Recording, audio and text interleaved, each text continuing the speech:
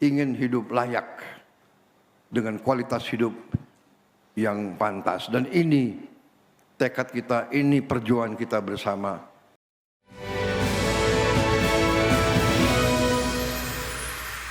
Ya pemirsa, terima kasih Anda masih di Market Pas. Di penghujung tahun 2025, Presiden Prabowo Subianto meresmikan massal dan serah terima kunci 50.030 unit kredit perumahan rakyat fasilitas likuiditas pembiayaan perumahan atau KPR FLPP secara serentak di Serang, Banten.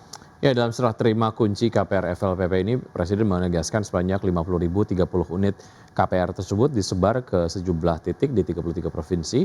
Penyediaan rumah bagi masyarakat berpenghasilan rendah ini merupakan capaian dari program 3 juta rumah yang dicanangkan oleh pemerintah. Presiden menyampaikan apresiasi kepada seluruh pihak yang terlibat dalam penyediaan hunian layak bagi masyarakat berpenghasilan rendah. Kepala negara menegaskan bahwa program perumahan bukan sekedar pembangunan fisik, melainkan wujud kehadiran negara dalam menjamin kehidupan yang lebih bermanfaat bagi seluruh rakyat. Presiden berharap program KPR Sejahtera FLPP yang menyasar masyarakat yang berprofesi sebagai pelaku UMKM, nelayan hingga pedagang kaki lima ini juga bisa mendorong kemandirian ekonomi dan kesejahteraan keluarga Indonesia. Hidup terhormat, ingin hidup layak dengan kualitas hidup yang pantas. Dan ini tekad kita, ini perjuangan kita bersama. Karena itu saya ucapkan terima kasih ke semua pihak yang hari ini bersatu sehingga kita bisa memberi suatu kualitas hidup kepada rakyat kita. Mereka harus punya rumah yang layak. Ini usaha yang sangat membanggakan, tapi masih jauh daripada yang harus kita capai. Ya, sementara itu Menteri Perumahan dan Kawasan Permukiman Marwarar Sirait menilai terwujudnya akad massal dan serah terima kunci kredit kepemilikan rumah bersubsidi melalui skema fasilitas likuiditas pembiayaan perumahan atau FLPP sebagai tonggak penting dalam percepatan pencapaian target perumahan nasional. Ya, akad massal KPR FLPP sebanyak 50.030 unit yang tersebar di 33 provinsi ini merupakan wujud penyediaan rumah layak huni bagi masyarakat berpenghasilan rendah atau MBR, di mana penyerahan KPR FLPP ini melibatkan 39 bank penyalur yang tersebar di 33 provinsi di 110 titik di kabupaten kota yang tersebar di seluruh Indonesia. Menteri PKP Marwarar Sirait ini menegaskan bahwa hadirnya rumah KPR FLPP untuk MBR ini merupakan milestone dari Kementerian PKP untuk mewujudkan target-target perumahan secara nasional yang merupakan target besar di sektor perumahan, mulai dari perumahan ataupun pembangunan rumah baru hingga renovasi rumah. Prioritas utama membangun ekosistem hunian yang kuat untuk mendukung target pemerintah yang melibatkan berbagai pemangku kepentingan, mulai dari pengembang, perbankan hingga asosiasi perumahan. Mungkin kita dulu nggak kebayang Pak, ART bisa punya rumah Pak, dari gajinya Pak. Hari ini Bapak membuat itu menjadi mungkin dan terjadi. ART bisa punya rumah sendiri, atas namanya sendiri.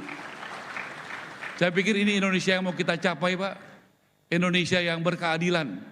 Ada 26,9 juta rakyat yang punya rumah tapi tidak layak huni. Jadi ada 26,9 juta rakyat yang punya rumah tapi tidak layak huni. Terima kasih Bapak Presiden, terima kasih teman-teman DPR menaikkan tahun ini hanya 45.000, tahun depan 400.000, naiknya 8 kali lipat. Semoga rakyat kita rumahnya bisa lebih banyak yang diperbaiki. Ya pemirsa, kita beralih ke informasi berikutnya. Pemerintah melalui Kementerian Pekerjaan Umum memastikan kesiapan infrastruktur pekerjaan umum dalam menghadapi libur Natal 2025 dan Tahun Baru 2026. Salah satunya dengan memberikan diskon tarif tol hingga 20% untuk memperlancar mobilitas masyarakat selama libur Nataru. Menteri Pekerjaan Umum Dodi Hanggodo menegaskan kebijakan diskon tarif tol sebesar 10 hingga 20% diharapkan dapat meringankan beban masyarakat sekaligus memastikan perjalanan yang lebih lancar di tengah potensi peningkatan mobilitas dan cuaca ekstrim. Menteri PU menjelaskan adapun sejumlah diskon tarif tol ini terdapat di sejumlah ruas utama, khususnya tol Sumatera dan Jawa, mulai dari tol Jakarta Cikampek, Japek Elevated, atau MBZ hingga ruas tol Jawa dan Bakahuni, Terbanggi Besar sampai Terbanggi Besar Pematang Panggang Kayu Agung. Kebijakan diskon tarif tol ini diharapkan bisa berdampak pada peningkatan perekonomian saat momen libur Nataru. Antara 10 sampai 20%, luasnya mungkin ini lebih dari tahun lalu kan cuma 10% rata-rata ya. Tahun lalu rata-rata 10%, nah tahun ini 10 sampai 20%. Saya ucapkan terima kasih kepada teman-teman di UJT, Jasa Marga dan lain-lain telah berbesar hati menyumbangkan sedikit rezekinya untuk masyarakat Indonesia. Terima kasih Anda masih bergabung sama kami. Pemirsa, indeks harga saham gabungan atau IHSG ditutup melemah di perdagangan hari Jumat pekan lalu, namun berhasil memangkas pelemahan ke level 8.600-an dan capaian ini membuat IHSG dalam sepekan terakhir melemah 0,59%. Indeks harga saham gabungan atau IHSG ditutup melemah 0,10% di level 8.609,551. IHSG berhasil memangkas pelemahan karena secara intraday, IHSG sempat melemah ke level 8.562,888. Dalam sepekan terakhir, IHSG melemah 0,59% dan secara year to date menguat 21,61%. Pelemahan IHSG diseret oleh mayoritas indeks sektoral. Indeks dengan pelemahan terdalam di IDX sektor transportasi dan logistik turun dalam 2,86%. Sektor kesehatan melemah 0,99%, sektor infrastruktur koreksi 0,90%, sektor teknologi terdepresiasi 0,52%, dan sementara sektor barang konsumen primer naik 0,17% dan sektor keuangan menguat 0,14%. Saham BBCA jadi beban terbesar IHSG ditutup melemah 1,53% di level Rp8.050 per saham.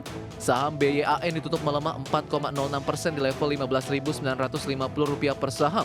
Saham Telkom ditutup melemah 1,45% di level Rp3.410 per saham. Saham Brand ditutup melemah 0,79% di level Rp9.375 per saham.